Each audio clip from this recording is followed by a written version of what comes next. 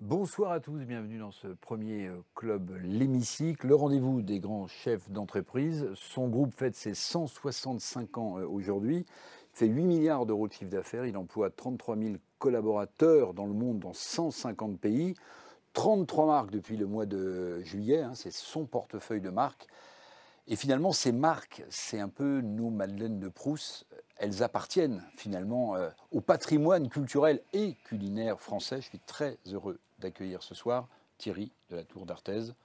Bonsoir. Bonsoir Thierry. Bonsoir Eric. Alors je suis très content de vous voir. Ça me rappelle ma jeunesse professionnelle. On se le disait tout aussi. à l'heure, parce que vous avez été un de mes premiers invités dans une autre vie. Alors je le disais, 165 ans, le groupe SEB, une histoire familiale absolument incroyable qui commence en 1857 dans un atelier de ferblanterie, c'est-à-dire on fabriquait des arrosoirs notamment et des seaux. Et puis 165 ans plus tard, SEB est devenu, au gré des achats, le leader mondial du petit électroménager. Oui, en fait, c'est même plus amusant que ça, puisque notre fondateur, Antoine Lescure, était un rétameur ambulant qui était auvergnat et qui donc parcourait la France avec sa caravane tirée par un cheval. Et il passait de village en village pour réparer les produits en fer blanc. Et donc, c'est un rétameur, donc pour réparer tout ça. Et effectivement, il a trouvé l'amour avec une belle bourguignonne en 1850 et quelques. Et il s'est sédentarisé, il a décidé de rester en Bourgogne, ouvert un magasin de fer blanc, et puis une fabrique en même temps, parce qu'il fabriquait. Et la principale innovation a été d'ailleurs le passe-lait, parce qu'à l'époque, effectivement, le lait n'était pas écrémé comme aujourd'hui, donc il y avait des pots. Certains, pas beaucoup ici s'en souviennent, mais... Et donc voilà, ça a été le début. Et nous estimons que c'est le début du groupe. 1857, c'est l'année où il a eu...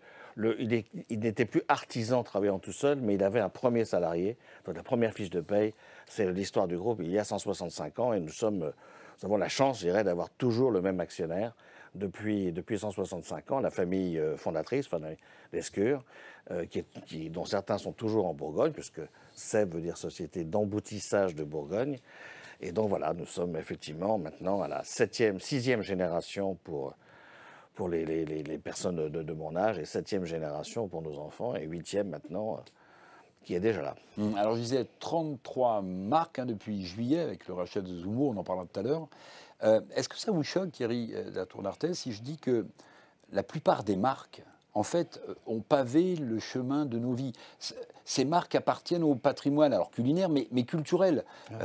Moulinex, SEB, Calor, Tefal, enfin tout ça, on a des souvenirs avec nos grands-parents, ou pour ceux qui les ont connus avec nos arrière-grands-parents. Et en fait, les marques du groupe SEB ont pavé nos enfances, nos adolescences et nos vies d'adultes. C'est très clair. Et c'est non seulement vrai en France, mais c'est vrai dans tous les pays du monde. Et on a beaucoup travaillé la question, et on s'est rendu compte il y a très nombreuses années qu'en fait, qu'on soit un homme ou une femme, qu'on soit colombien, brésilien, ou en Asie, tous les gens se souviennent toujours de la marque qu'utilisaient leur mère, ce qu'en général ils disent leur mère, pour préparer la cuisine quand ils étaient enfants. Et ça me manque et qui ramène à tellement bons souvenirs, ou finalement l'insouciance, que tout le monde s'en souvient. Et j'ai une petite anecdote quand on a racheté une société qui s'appelle Imoussa en Colombie, j'ai rencontré le président de Colombie qui m'a dit « Mais Imoussa, vous avez racheté Imoussa, mais ce n'est plus colombien. Mais ma mère cuisinait avec Imoussa. » Et sa femme cuisinait évidemment avec Imoussa. Donc c'est une des raisons pour lesquelles nous avons autant de marques et donc fait beaucoup d'acquisitions, parce qu'on pense que c'est un patrimoine extraordinaire et qu'il vaut mieux avoir une marque parfois par pays, par zone géographique, parce qu'elle veut dire quelque chose et que les consommateurs y sont très attachés. Il y a bien sûr d'autres raisons pour lesquelles on achète les sociétés, mais c'est une des raisons. Et c'est vrai, on appartient au patrimoine de beaucoup de pays, et je crois que je n'ai plus en tête quelle est notre histoire totale quand on cumule le nombre d'années de toutes nos marques. C'est quelque chose, c'est combien, Cathy? 2300 ans, quand on cumule l'histoire de nos marques. Vous ne les faites pas, hein, Thierry. Ah, je ne fais pas, oui, oui. Non. Oui, parce que j'en suis qu'une partie.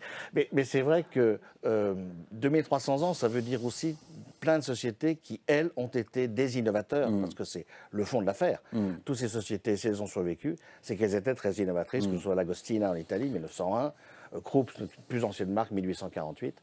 Donc, toutes ces sociétés ont eu leur heure de gloire, ont toujours leur heure de gloire d'ailleurs, et font partie du patrimoine. Je voudrais vous parler du de pays. deux produits qui me semblent encore plus emblématiques de la façon de vivre à la française, qui est l'autocuiseur, la cocotte minute, Ah, oui. et puis le presse-purée. Ah bah oui. Bon, alors ça tombe bien parce que c'est un 7 septembre que vous avez racheté Moulinex, Presque. je crois, presque. 7 septembre, c'est le dépôt, C'est le dépôt de c'est bilan. le dépôt de bilan de Moulinex, le 7 septembre 2001. Effectivement, une période malheureuse pour cette société qui, après avoir été un des fleurons, notre principal concurrent pendant des années et des années, a déposé le bilan avec, n'ayant pas réussi à survivre à la crise russe. Je rappelle la crise russe de 1998, l'effondrement du système bancaire russe, etc. Et donc, il n'a pas réussi à s'en sortir. L'anecdote était que moi, je réunissais un comité exécutif de SEB le 11 septembre 2001 pour dire à nos Ce qui équipes... n'était pas une bonne date, évidemment. on ne savait pas au début de la réunion, Oui. puisqu'il était 9 h du matin, mais on se disait, on ne peut pas laisser Molinex comme cela. Il y a 8000 personnes sur le carreau, 4000 en France.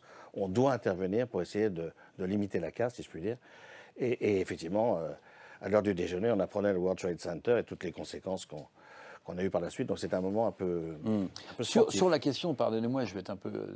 sur la question de l'autocuiseur, on dit que en fait, ce qui a fait le succès des vôtres, moi ce que j'appelle la cocotte minute, hein, peut-être par... Ouais, nous aussi. Hein. C'est le fait d'avoir mis moins d'épaisseur de produits, de matière par rapport à vos concurrents de l'époque, ce qui a permis à votre autocuiseur de supplanter les autres sur le marché. C'est une légende urbaine ou c'est vrai? Non, c'est pas du tout une légende, c'est un des trois éléments. Effectivement, la raison du succès de la cocotte minute, parce que c'était son nom, la super cocotte, c'était parce que c'était pas le principe était connu déjà, mais l'idée ça a été justement de le faire par emboutissage, et donc qui permettait d'avoir une quantité de matière très inférieure, moins de matière, on va dire, donc beaucoup moins cher en coût de production, donc plus intéressant parce qu'on pouvait les vendre moins cher, beaucoup plus légères, donc plus pratique pour les consommateurs. Et dernier avantage, c'était l'étrier qui lâchait si jamais il y avait trop de pression, donc qui permet d'assurer une sécurité totale du consommateur, ce qui à l'époque n'était pas toujours le cas. Alors, concurrence, on va en reparler, mais on va parler acquisition. Parce qu'en 2007, vous réussissez un coup de maître avec l'acquisition du deuxième équipementier chinois du petit électroménager, Support. Est-ce que vous pouvez nous rappeler comment est-ce que vous décidez d'acquérir cette marque? Quel est l'accueil des autorités chinoises, dont on dit qu'ils sont plus enclins à piquer les brevets qu'à vendre leur propre marque?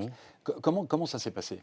Bon, en fait, ça s'est passé de façon assez simple. J'étais absolument convaincu depuis 2000-2002 que la Chine serait le premier marché mondial et que si on voulait être leader mondial, il fallait être en Chine. On était déjà en Chine, mais avec ce que tout le monde faisait, des JV avec des sociétés d'État. Oui. Où de toute façon, bon, on se faisait rincer. On se Je me faisait souviens rincer. d'Alcatel et de Serre-Churruc, qui à l'époque Nous, on a avaient eu été la faire même une JV. chose qu'avec Danone Wahaha, c'est-à-dire qu'on a découvert une usine qu'on ne connaissait pas parce que le partenaire faisait cette usine de fer à repasser. Donc on s'est dit, il faut essayer de trouver une solution pour ne pas rentrer dans le système d'État. Donc j'avais demandé aux équipes de m'organiser un voyage en Chine en 2003. Et j'ai rencontré un certain nombre de sociétés avec lesquelles nous travaillons. Et j'en ai rencontré, la première que j'ai rencontrée, c'était Support, qui n'a pas voulu, quand je leur ai parlé d'intention de mariage, ils m'ont regardé ils m'ont refusé parce qu'ils voulaient faire une IPO, donc une introduction en bourse, ce qu'ils ont fait. Donc je suis allé voir bien sûr le concurrent, avec qui on a discuté, mais finalement, Support après avoir été coté en 2005-2006, est revenu vers nous. Oui, parce que c'était la première fois qu'une société étrangère rachetait une société cotée chinoise. Oui, alors ça, oui, tout à fait. Alors ça, on ne savait pas en 2006 quand on a signé, puisqu'on a signé entre sociétés privées. Et effectivement, comme cette société était cotée, nous avions l'obligation de demander d'avoir le feu vert des autorités chinoises, à savoir le ministère du Commerce, le MOFCOM, et la CSRC, qui est l'équivalent de l'AMF. Et là, on pensait que ça prendrait 3 mois, et ça a pris 18 mois, parce que justement, c'était une première, et c'est une première qui ne s'est d'ailleurs jamais renouvelée, puisque depuis cette période, aucun groupe étranger n'a eu l'autorisation pour reprendre le contrôle d'une société cotée. Donc nous avions 52% à l'origine, et nous avons aujourd'hui 85%. Mais ça a été long, hein. 18 mois c'est très long. Moi je suis allé 14 fois en Chine en 2006 et 14 fois en 2007, toutes les 3 semaines à Pékin pour expliquer notre projet aux autorités chinoises. Je ne sais pas si c'est ça qui a joué, le fait qu'ils en aient un peu marre de me voir. Mais en tout cas, on a réussi, le petit français est passé au travers. Et depuis, cette société faisait 150 millions d'euros de chiffre d'affaires en Chine, et elle le fera sans doute cette année, 2 milliards, un peu plus de 2 milliards. Et nous sommes devenus le leader chinois non seulement des articles culinaires, donc des produits non électriques. Alors en Chine, c'est les autocuiseurs, mais c'est aussi beaucoup de wok et des produits électriques de la cuisine. Oui, quand on parle du wok, on ne parle pas de la cancel culture, on parle de la cuisson. Non, hein. on parle tout bêtement du wok chinois, qui est très agréable.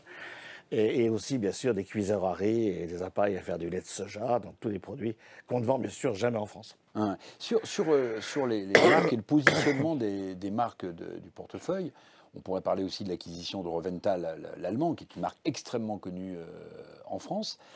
Vous parliez tout à l'heure de l'échec de Moulinex et bon, ce dépôt de bilan. Pour vous, rétrospectivement, l'échec de Moulinex, c'est un défaut d'innovation, parce que je voudrais qu'on parle aussi de vos centres de recherche et d'innovation chez SEB, ou bien c'est une inadéquation avec le marché et le besoin des consommateurs ou des consommatrices? Non, je crois que c'est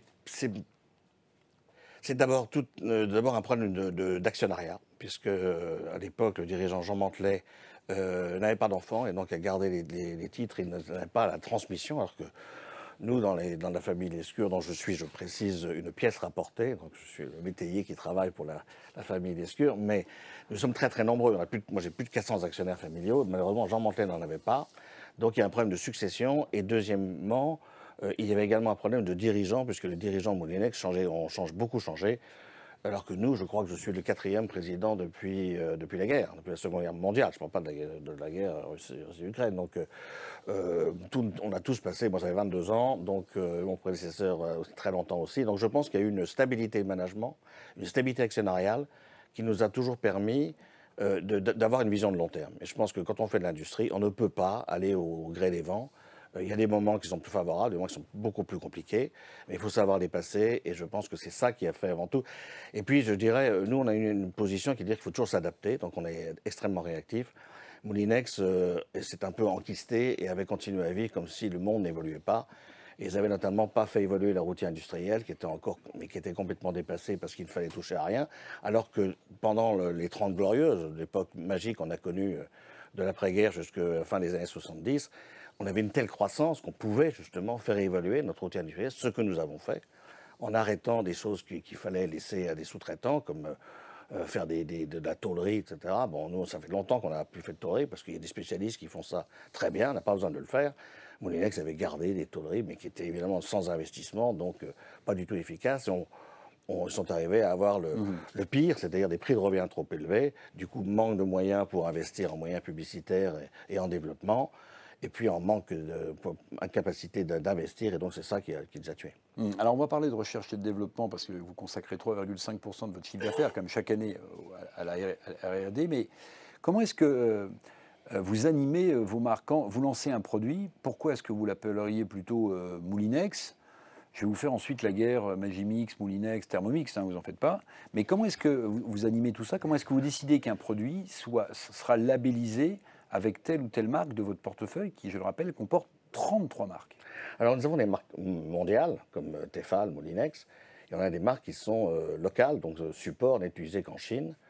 SEB, par exemple, n'est utilisé qu'en France et en Belgique, comme Calor. Donc les marques, on joue avec, mais je crois qu'il y a chaque marque a ses caractéristiques. Moulinex, à l'origine, c'est une société de produits à moteur.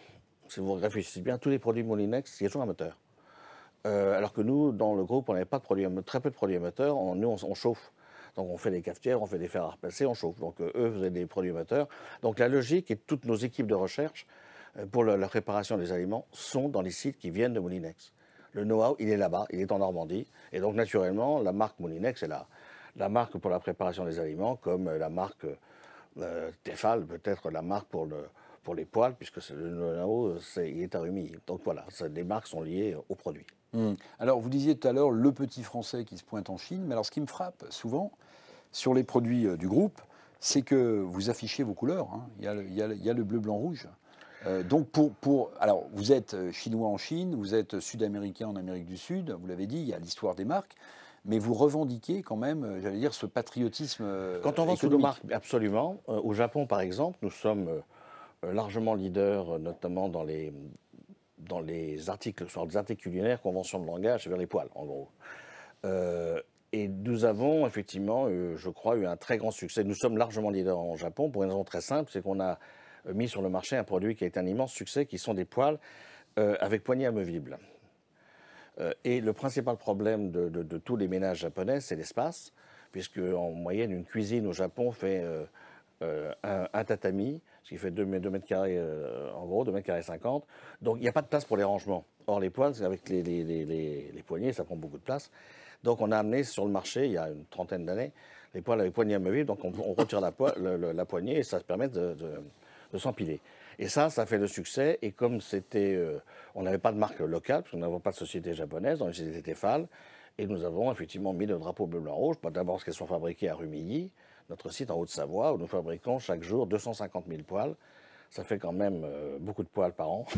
Et donc nous continuons pour nos produits fabriqués en France à garder le drapeau français. C'est la Tour d'Artaise. Là, vous avez fait une étude de marché pour, même si vous ne le saviez pas, mais vous le saviez, pour savoir que les superficies immobilières sont très réduites au Japon. Mais je pense à un groupe comme Carrefour, par exemple, qui avait ouvert des supermarchés, mais qui avait oublié que le caddie ne pouvait pas être rempli parce que le frigidaire était extrêmement petit. Bien sûr. Pourquoi est-ce que vous avez fait une étude de marché pour vous rendre compte que cette poêle devait avoir une queue amovible, sinon on ne vous les achèterait pas?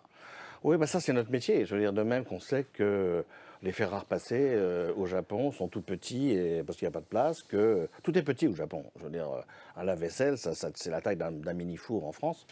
Donc, c'est ce genre de nos équipes de marketing. Nous, on a extrêmement peu d'expatriés. Dans tous les marchés, d'ailleurs en Chine, on n'a aucun Français. On a 12 000 personnes, mais nous n'avons pas d'expatriés. Nous travaillons ce sont que des Chinois.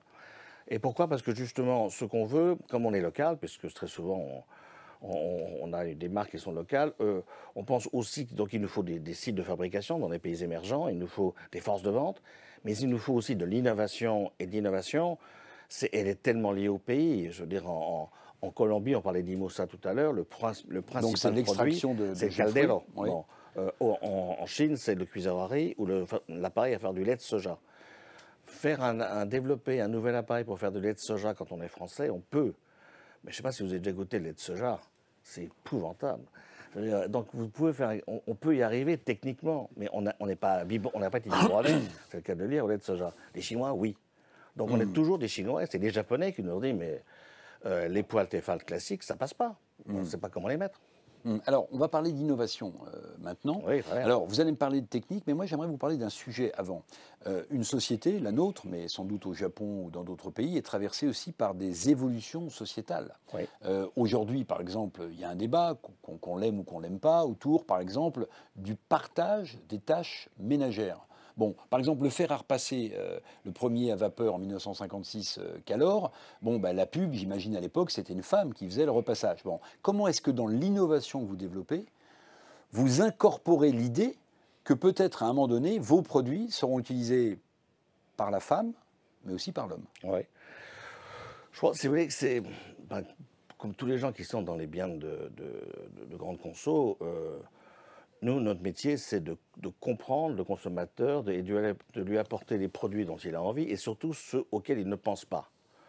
La friteuse, je ne sais pas s'il est utilisé par les hommes ou par les femmes. Le barbecue, on sait depuis peu de temps. Le barbecue sont les hommes, en général. Les machines full automate café où on appuie sur un bouton, en général, ce sont les hommes. Et il y a plein d'autres produits. Mais maintenant, ça change énormément puisque les hommes, c'est bien connu, font beaucoup de tâches ménagères. Mais je crois que ce qui est important, c'est que nous, on surfe sur des tendances, on regarde les tendances. Je prends l'exemple de ma friteuse parce que c'est plus intéressant que de savoir avec une capsule d'huile. Oui, on s'était rendu compte depuis très longtemps et on voyait le marché de la friteuse d'une quinzaine d'années s'effondrer d'année en année en termes de volume, en termes de prix, parce que tout le monde a envie de frites, tout le monde a envie de frites, en tout cas en France et en Belgique, en Chine un peu moins, mais on trouvait que c'était pas hygiénique, donc les gens n'osaient plus. Ça sentait un peu mauvais, parce qu'on avait bien inventé la friteuse sans odeur avec des filtres, sauf qu'on n'avait jamais réussi à retirer les frites de la friteuse sans ouvrir le capot. Et à ce moment-là, boum, ça partait. Donc, il fallait trouver des solutions. En plus, bon, c'était sale. Donc, on a travaillé. On s'est dit, si on trouvait une friteuse sans huile, on règle tous les problèmes et c'est fantastique. Et on l'a fait. Et le problème du stockage aussi. Le problème du stockage, c'est quand on a de l'huile dans une friteuse, on ne sait jamais à quel moment on la stocke. Donc on a mis 7 ans à mettre au point cet appareil. Je pense qu'on a dû mettre 6 mois pour essayer de comprendre, parce que c'était facile à comprendre qu'une une pomme de terre, c'est 90% d'eau. Donc la cuire, c'est facile, il suffit d'envoyer de la vapeur très chaude et on met la vapeur de la pâte de la pomme de terre en ébullition, donc ça chauffe. Par contre, la frire, parce qu'une frite, ça doit être frit, ça a mis 7 ans. Et avec une forme de pâle sur la vitesse de rotation pour que chaque frite soit retournée suffisamment de fois pour qu'elle soit croustillante. Et en le faisant, en reprenant l'huile qui a servi à la pré-cuisson pour les frites surgelées, parce que vous savez, quand vous achetez des frites surgelées, elles ont une pré-cuisson. Bon, donc ça veut dire, et ça a été un succès, on pensait en vendre 150 000 par an, on a vendu 1 500 000 pendant 10 ans. Et on l'a lancé à 200 € quand le prix d'une friteuse était de 50 € et que le prix se cassait la figure. Donc c'est ça notre métier. C'est pour ça que ça nous amuse beaucoup, parce qu'on a plein de produits différents, plein de pays différents, donc chaque pays est différent. Et donc il faut être imaginatif et que la seule limite pour nous à l'innovation, c'est notre propre imagination. Alors je disais que vous étiez présent dans 150 pays quand même. Hein. Il y a combien de centres de recherche? Et j'imagine que la recherche est différente précisément si on est en Amérique du Sud, si on est en Europe ou si on est en Asie. C'est pas le même produit qu'on cherche à développer. La R, je dirais, la recherche, celle qui travaille sur les technos comme les batteries et autres, on est principalement en France avec maintenant une recherche en Chine également, parce qu'il y a un certain nombre de technologies, les moteurs, les batteries sont maintenant, tout vient de Chine. Donc il faut être là où se fait la recherche, sinon on est à côté de la plaque. Donc nous avons bien sûr des centres de recherche en France, mais un peu en Chine. Sur le développement produit, c'est dans chaque site est responsable d'une famille de produits. Parce qu'effectivement, au Brésil, on a le centre de compétences des blenders, parce que c'est le grand produit. Les ventilateurs, c'est fait en Asie, et les friteuses, c'est fait en France. Alors, je voudrais savoir aussi comment vous résistez à des produits qui semblent un peu météorites et qui semblent, vu du balcon du consommateur que je suis, qui ont peut-être révolutionné vos métiers. Je pense à Dyson, l'aspirateur. Je pense à Thermomix. Bon, c'est un côté tupperware. Bon. Mais comment est-ce que vous... Est-ce que le fait que vous ayez des concurrents qui donnent l'impression de révolutionner vos marchés, ça upgrade vos produits, ça upgrade votre recherche? Comment est-ce que vous réagissez? Non, mais c'est génial. Pour nous, le fait d'avoir des concurrents qui sont très bons, c'est extraordinaire parce que ça permet ce sont des gens qui investissent et qui apportent, qui mettent sur le marché des produits qui sont sophistiqués, donc qui sont en général plus chers, et que nous pouvons, donc on peut, si on a été dépassé, et ça arrive, nous sommes un généraliste, on a, je crois, 70 familles de produits, certains n'en ont qu'une ou deux, donc c'est assez logique, et de temps en temps, les innovations ne viennent pas de chez nous, et Dyson a fait un travail remarquable. Dyson est intervenu sur un marché anglais qui était le marché le plus pourri d'Europe il y a quelques années, sur un marché d'aspirateurs qui était le parce plus qu'ils ne faisaient pas de ménage ou... Parce que les Anglais avaient des appareils qui étaient très peu efficaces, effectivement, qui se vendaient à des prix de rafcuite. Et donc, personne ne s'intéressait à ce produit parce que personne ne pouvait gagner d'argent. Dyson est arrivé avec des produits révolutionnaires, il faut le dire, sans sac, avec un design très différent. Et il a réussi à transformer complètement le marché. Moi, je trouve que c'est très bien, parce que depuis, on a dit effectivement, ils ont été plus rapides que nous. Alors après avoir digéré un peu mal le fait qu'on n'avait pas été les premiers, on s'est mis au travail. Et aujourd'hui, qui est leader en France de l'aspirateur? Ce n'est pas Dyson, c'est Roventa. Parce qu'on a dépassé... Le traîneau. Le traîneau, les uprights, dans chacun des domaines, on l'a, et on a apporté ce que nous, on avait dans nos cartons, qui n'a pas Dyson et qui ne peut pas avoir Dyson par sa technologie, c'est le silence. Nous, nos aspirateurs, j'espère qu'il y en a dans celles qui ont des aspirateurs Roventa, mais je vous recommande, parce qu'ils sont généralement extrêmement silencieux, et donc on peut parler en passant l'aspirateur ou écouter la radio, ce qui n'est pas idiot. Alors j'ai vu qu'à Saint-Lô dans la Manche, Seb fabrique 5 millions de cartes électroniques. Ça veut dire que ça, c'est la base de toute innovation. C'est-à-dire que ça, c'est un point incontournable, c'est que ces cartes électroniques, quel que soit le produit, non. Elles rentrent dans la fabrication? Non, Saint-Lô est un site qui appartient à Moulinex. Et moi, j'étais convaincu, quand on a pris Moulinex en 2001, qu'il y avait deux solutions. Soit on ne le reprenait pas, parce que tout le monde faisait des cartes électroniques, notamment en Taïwan et ailleurs. Oui. Soit on en faisait un élément qui nous permettait de différencier, d'être plus rapide et plus efficace. Moi, j'ai pensé que ça ne servait à rien d'avoir un site pour faire des cartes électroniques pour des produits basiques, mais qu'en revanche, pour des produits sophistiqués, c'est intéressant de l'avoir parce qu'on maîtrisait complètement, du coup, l'ensemble du produit. Donc, on a gardé ce site, on l'a développé, il y a 5 millions de pièces, on vient décidé qu'on avait annoncé il y a 1 an de doubler, donc on va avoir bientôt 10 millions de cartes. On voit bien d'ailleurs qu'on a bien fait parce que vu les pénuries ces derniers temps. Donc oui, je pense que c'est un avantage, mais pour des appareils sophistiqués comme des cafetières full automates ou des aspirateurs sophistiqués, ça a un intérêt. Mais si je peux me permettre, je crois qu'on est en train de parler là de tous les enjeux de notre métier. Notre métier n'est pas de faire des produits basiques en France et en Europe. C'est impossible aujourd'hui. Il n'est pas de fabriquer... La concurrence chinoise, la concurrence asiatique. Je vais vous donner asiatique. une date qui, pour moi, m'a marqué, je pense, à vie. C'est 2004. En janvier 2004, le prix de base d'une cafetière filtre, d'un grille-pain, d'une bouilloire, c'est 20 €. Exactement 19,99 € dans les catalogues de Carrefour, Leclerc, etc. Du jour au lendemain, Oui. le prix de Chinois, base 5 est €. de 4 4,99 €. €, oui, Et 5 pour 19,99 €, on avait la bouilloire, plus le grille-pain, plus la cafetière filtre, plus le presse-agrumes. Quand vous êtes fabricant en France et que vous avez un site qui fabrique que des grille-pains, un autre que des cafetières filtres et un troisième que des bouilloires, et que votre prix de revient est 11 €, ça devient compliqué. Surtout que notre équation dans notre métier, chaque métier a son équation, la nôtre elle est assez simple, elle est un peu changée, mais pas tellement. C'est on prend le prix de revient, tu dis par 3, et on a le prix retail avec TVA sur le... Si on vend plus de 3 fois, c'est bon, on est bon. Si on vend moins de 3 fois, on est mort. Donc 11, ça fait 33. Quand on était à 20, ça va. La marque distributeur est moins chère, mais c'est normal. C'est pas une marque grand public. Donc, quand c'est à 5 €, ce qui devient compliqué, c'est que le consommateur pense que c'est normal et que du coup, la marque qui vend à 33 € ou à 35, ils s'en mettent plein les poches et que c'est scandaleux. C'est pas... Et du coup, c'est vrai que ça nous a... ça a été un drame pour nous. Mais ce drame... maintenant, les produits sont à 10 €, mais on le vit tous les jours. Il y a encore des tas de produits qui viennent de Chine à des prix extrêmement bas, avec une qualité qui est plus ou moins bonne, parfois même pas aux normes. De toute façon, le temps que quelqu'un s'en aperçoive, ils sont partis. Donc, nous avons décidé en 2004, justement, de se dire, de toute façon, on ne pourra jamais se battre par les coûts. Je crois qu'il faut être réaliste. On a beau dire que les salaires augmentent de 10% en Chine chaque année, c'est vrai. Ça, je vous confirme, c'est vrai. Et en plus, il y a des charges sociales qui augmentent puisque les Chinois veulent financer les systèmes de retraite et de santé. Mais le temps qu'on passe de 1 $ à 10% par an et qu'on rejoigne le 29 € tout compris ou 30 € du coût complet dans une usine française, moi, ça fait longtemps que j'ai arrêté d'être chez CEP et je pense que même je ne serai plus de ce monde. Donc, il ne faut pas rêver. Se battre sur des produits basiques, ce n'est plus possible en France. Thierry de la Tour-Lartaise. En revanche, il faut se battre par l'innovation. On est peut-être à la veille d'une crise sociale forte dans ce pays. Là, je vais parler de la France. Il y a des problèmes de pouvoir d'achat, il y a des factures énergétiques qui s'envolent. Est-ce que dans le business qui est le vôtre, vous incorporez cette idée que peut-être à un moment donné, les ménages français auront plus de difficultés à acheter les produits de votre marque sur le marché français qu'ils n'en avaient auparavant?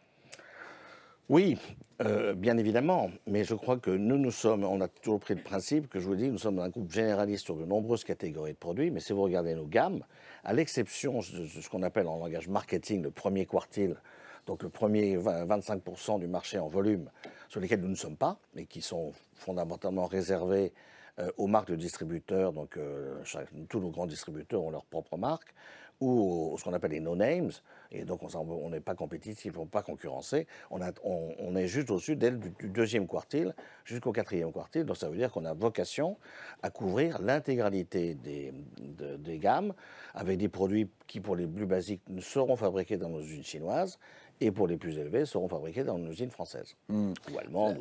La cause environnementale vous préoccupe? Vous faites vos produits, c'est du plastique recyclé, quel pourcentage?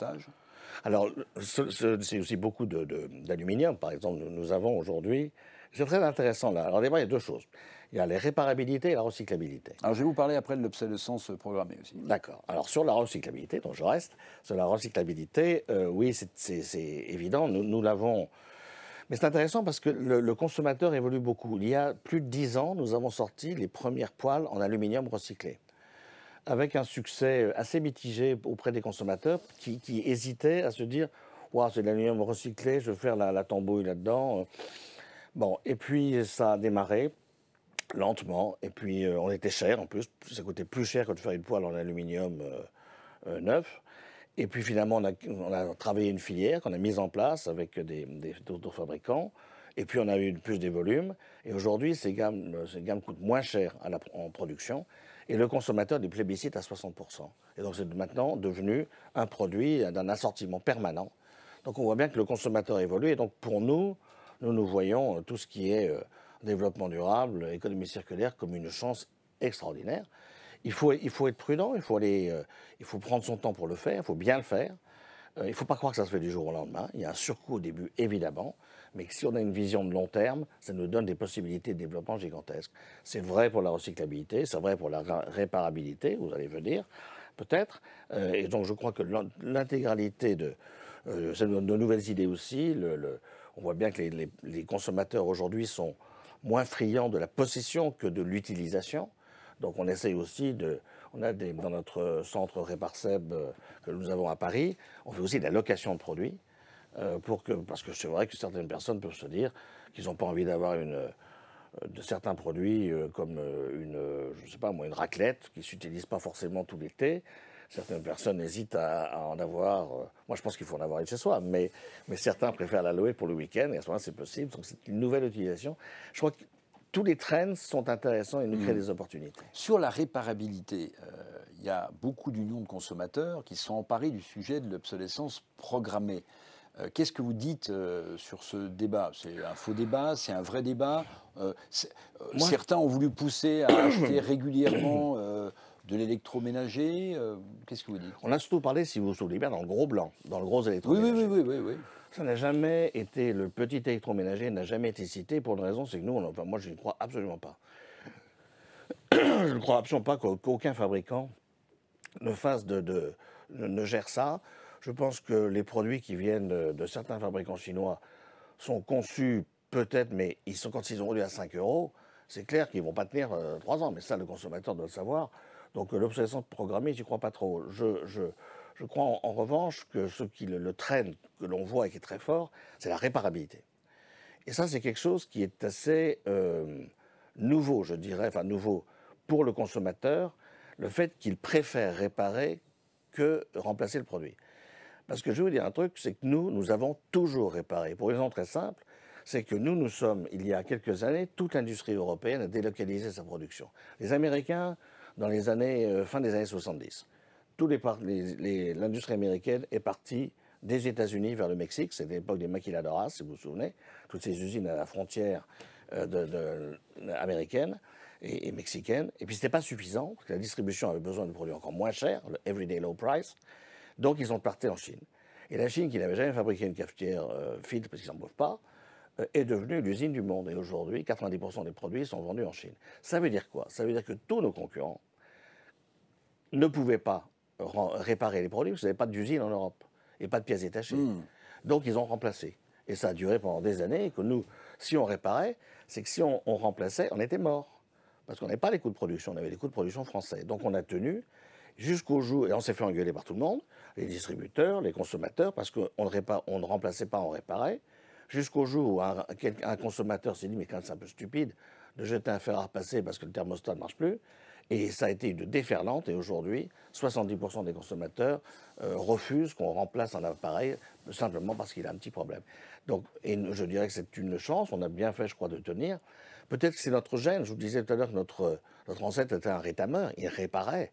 Donc c'est pour nous, c'est dans nos gènes. Et surtout, l'intérêt, c'est que nous avons du coup une conception de produit depuis l'origine pour que les appareils puissent être réparés. Et donc, qui veut dire que c'est l'opposé de ce qu'on fait si on veut jeter le produit. Alors, je voudrais juste vous faire réfléchir sur une question un peu plus géopolitique.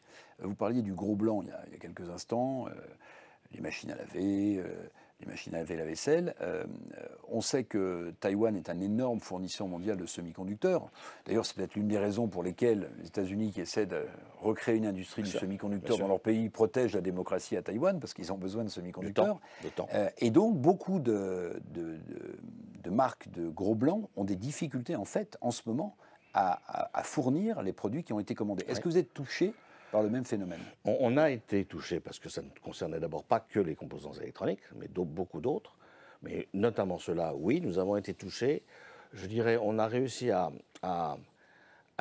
s'en sortir sans trop de dégâts pour une raison très simple. c'est qu'on a surcommandé en 2020, en pleine crise du Covid en 2021, où on s'est dit qu'il valait mieux commander des composants plutôt que mais de pouvoir livrer que de rater des ventes. Donc on a pu s'en sortir correctement, mais il y a toujours une pénurie de composants qui va durer encore plusieurs années. Et c'est pour ça qu'il faut aussi en partie garder des sites qui sont dans ce domaine. Et c'est pour ça que les États-Unis, vous avez raison, se renforcent et ils achètent du temps pour le moment. Quelle vision vous portez d'ailleurs sur ce qu'on pourrait appeler la désindustrialisation du pays, de la France? Je me souviens d'une époque où un grand patron d'une grande entreprise de télécom expliquait le Faberless, qu'on pouvait se passer de sites de production Il industrielle a en France. oublié d'ailleurs.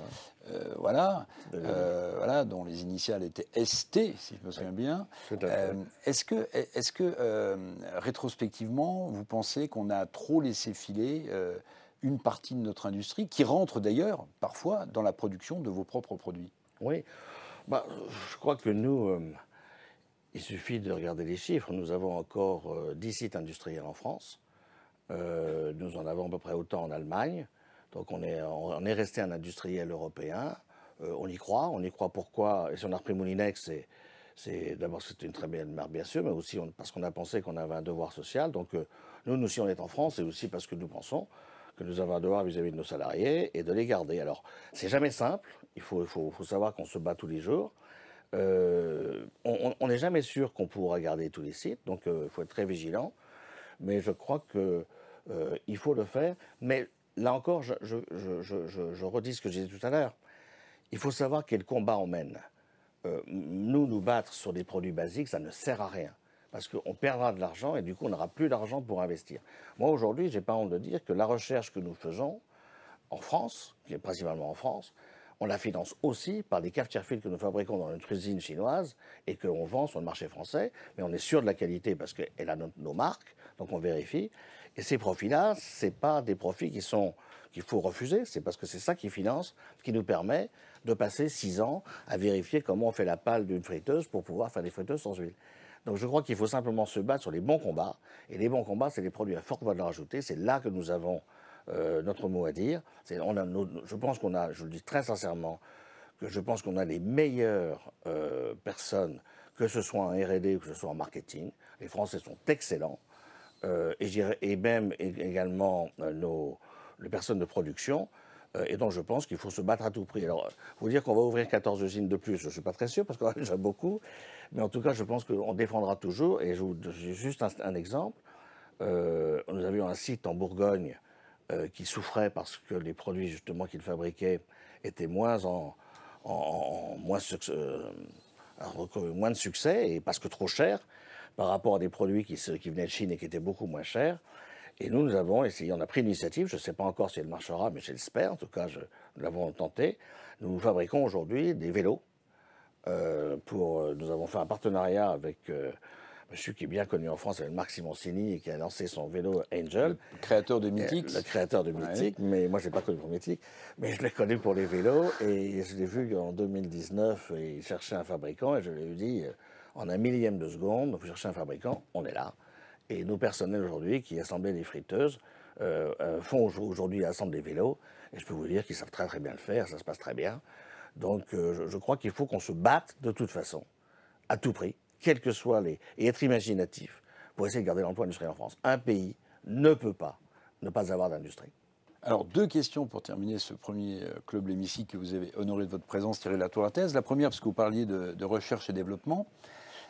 J'imagine que vous commencez ou que vous avez déjà intégré depuis un certain temps l'IA, l'intelligence artificielle. Quelle vision éthique vous portez sur les développements que pourrait vous apporter l'IA? Parce qu'on imagine qu'une ménagère ou un ménager, alors il faut faire attention, qui va faire la cuisine, qui va avoir un produit super sophistiqué, peut craindre aussi qu'une partie de ses données soit récupérée au profit de qui ou soit vendue au profit de qui. Est-ce que l'intelligence artificielle vous est utile aujourd'hui? Est-ce que vous avez une vision éthique de cette utilisation? Mais je crois que c'est il n'y a pas que l'intelligence artificielle. Tous nos produits vont être connectés dans l'avenir. Ceux pour lesquels ça a intérêt, est-ce que faire de la connexion, si ça n'apporte rien, ça sera plus cher, et le consommateur ne supporte plus. Enfin, je ne sais pas si vous vous souvenez, il y a une vingtaine d'années, les chaînes stéréo, il y avait peut-être boutons dans tous les sens, tous les produits sophistiqués. On utilisait en général 10% des capacités du produit. Et résultat, on oubliait toujours comment il fallait faire. Donc bon, le consommateur, il veut plus ça. Il veut plus ça. Il veut plus de notices. Il veut que ce soit simple à comprendre, mais que ça fasse beaucoup de choses. Donc, l'intelligence artificielle va nous aider, évidemment, à amener sur le marché des produits qui apporteront des services. Mais des objets connectés, Thierry Latour d'Artaise, c'est aussi la crainte, le Oui, fantasme de voir mais ses là, propres données, ses propres goûts remonter à, via Moulinex Mais ou via Roventa, à quelqu'un d'autre. Toute la science sera toujours là pour passer des caps, et après, ça s'appelle des tics. Est-ce qu'on a envie de flouer le consommateur? Nous, on pense que non. D'abord parce que ça ne se fait pas, et deux, parce que c'est idiot. Parce que le jour où on trahit le consommateur et que s'il nous donne de l'info... Je vais vous donner un exemple. On a lancé Cookéo, qui est un appareil que vous avez très certainement, qui est merveilleux, qui est un multi-cuiseur et qui permet de faire toutes les recettes très rapidement, et surtout qui vous guide complètement pas à pas pour que vous ne puissiez pas vous planter dans la recette. Ce produit marche remarquablement bien. C'est la marque Moulinex? C'est la marque Moulinex. Moulinex. C'est pour 12-15 personnes. C'est pour... Voilà. Il y a des modèles, Versus des petits modèles. Thermomix, 5 à 6 personnes, Alors, pas plus. ça, c'est un robot chauffant, mais Voilà. c'est autre produit. Comme par hasard, ce que je crois être bien sur ce produit, plusieurs communautés se sont montées elles-mêmes de consommateurs qui nous demandent d'échanger avec elles, qui nous demandent de l'info, qui nous demandent des recettes, qui nous demandent d'alimenter. Et directement, les produits peuvent recevoir de nouvelles recettes, et ils nous demandent. Quand ils demandent, ils vont pas le refuser puisque c'est un lien qu'on crée avec eux. Bon, en revanche, on n'ira jamais les contacter parce que ça, c'est de l'intrusion. Et le jour où le consommateur est furieux, on disait que l'attachement aux marques est très fort, notamment en matière culinaire. L'incident ou le problème, on le paye très longtemps. Donc vous n'aimez pas les méthodes de vente marketing de Tupperware ou de Thermomix qui créent la communauté pour vendre le produit? Si, mais c'est la communauté la crée, mais tant que les consommateurs viennent. S'ils ne viennent pas, ils ne viennent pas. Mais s'ils veulent venir, je pense que c'est compliqué. Mais en tout cas, non, moi, je ne critique pas Thermomix. En revanche, je pense qu'il faut faire extrêmement vigilant. C'est vrai que tous ces produits, enfin, tout ce qui est connexion et aujourd'hui Internet nous permet de parler avec nos consommateurs, ce qu'on ne faisait plus avant, pendant des années, quand la grande distribution on vendait nos produits, après on a dû parler. Aujourd'hui, on vend un produit, mais on sait qu'on va pouvoir updater les recettes, mais c'est toujours le consommateur le veut-il. S'il ne veut pas, on le laisse tranquille. S'il veut, on lui donne la possibilité d'avoir la recette nouvelle. Je pense que c'est la bonne façon, parce que c'est apporter un service, et que le consommateur aujourd'hui est de plus en plus friand, non seulement d'un produit, mais d'un service. Donc il faut le faire, mais il ne faut pas lui imposer. Promettez-moi de répondre à ma dernière question. Je vais essayer. À quel produit qui va révolutionner notre quotidien réfléchit et va mettre sur le marché le groupe SEB? Il y en a tellement. Vous n'êtes pas mouillé, hein, vous avez dit je vais essayer. Hein. Ouais, Aucun de vos concurrents ne vous écoute, donc vous êtes tranquille. Oui, mais là, je vais... Non, alors dans quel domaine? Dans quel secteur? Je vais me tourner vers Cathy. Non, je vais dans quel domaine? Je pense qu'un domaine que l'on va profondément révolutionner, c'est les appareils professionnels. Depuis 2016, nous avons décidé de nous lancer dans le professionnel. Donc on l'a fait par l'acquisition d'une société allemande qui s'appelle VMF, en allemand VMF, WMF en français, qui est le leader mondial des machines full automate expresso. Et je pense que là, alors depuis on a fait plusieurs acquisitions, celle que vous citiez en Espagne le mois dernier, et puis on continue à faire pas mal d'acquisitions dans ce domaine, et je pense que là on a un territoire d'expression, parce que on peut aller très très loin dans la qualité et dans le service qu'on offre. Et on offre un service à des gens qui sont, même les chefs de cuisine étoilés, sont très très exigeants et ils veulent que ce soit toujours parfait. Donc là, moi, ça me plaît bien, parce que je pense qu'on a vraiment de très bonnes idées. Et en plus, on a la possibilité, par les produits connectés, en plus de gérer des flits. On a un client américain qui doit avoir 10 000 machines à café dans l'ensemble de ses points de vente. Mais s'il veut faire une promotion sur un cappuccino, il est à Boston, il décide à l'instant de passer le cappuccino d'$1 à 99 cents. Les machines vont partout dans le monde se mettre en place. Donc on a plein d'idées pour les produits, pour des services, et je pense que ce sera intéressant. Thierry Latour d'Artaise, vous connaissez bien Saint-Lunaire en montagne?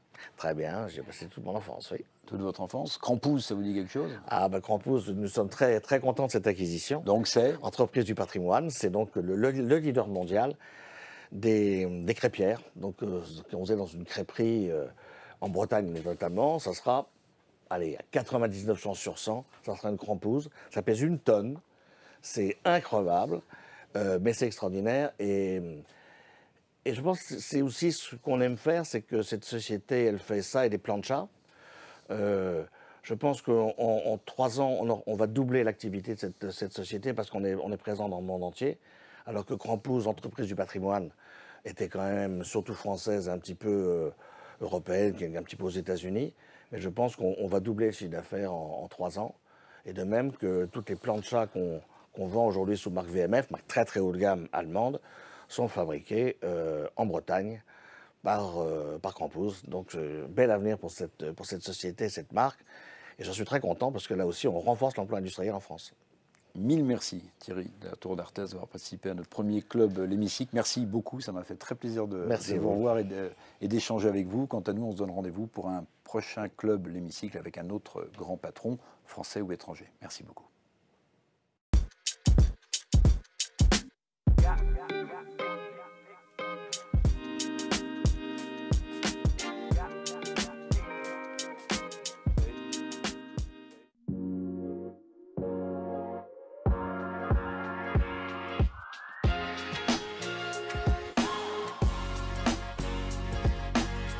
Chaque lundi et jeudi sur l'Hémicycle TV, retrouvez On se dit tout, une émission animée par Arnaud Ardouin qui accueille des décideurs engagés pour mieux les connaître et appréhender ce qui, chaque jour, leur donne envie de se battre, de s'engager et de faire bouger les lignes.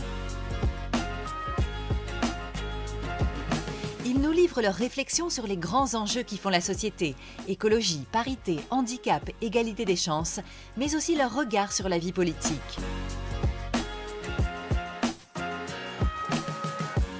On se dit tout, chaque lundi et jeudi sur l'Hémicycle TV.